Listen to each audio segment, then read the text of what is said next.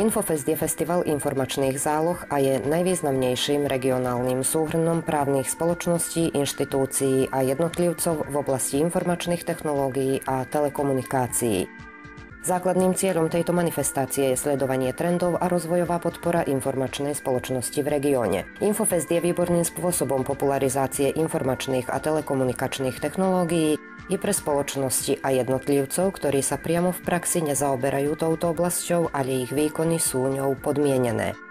Manifestácia zoskupuje vyše 1300 účastníkov a návštevníkov. Najvýznamnejšou časťou festivalu je prezentácie informačných technológií a telekomunikačných spoločností, ktoré si týmto spôsobom šíria známosti a rozvíjajú tržisko.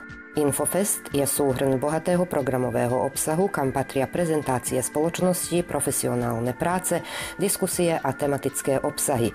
Účastníkom ponúkame široký spektrum foriem prezentácie. Programové celky sa konkretizujú na základe žiadostí účastníkov a známky monitoringu festivalu.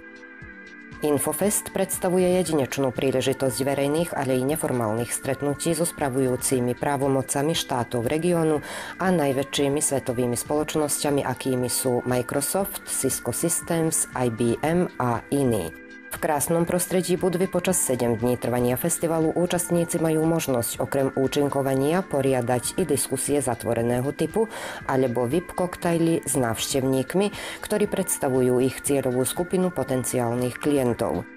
Zúčastniť na festivale sa môžu ako spoločnosti, tak i jednotlivci cestou neformálnych jedinečných programov spoločného výstupu spoločností a asociácií.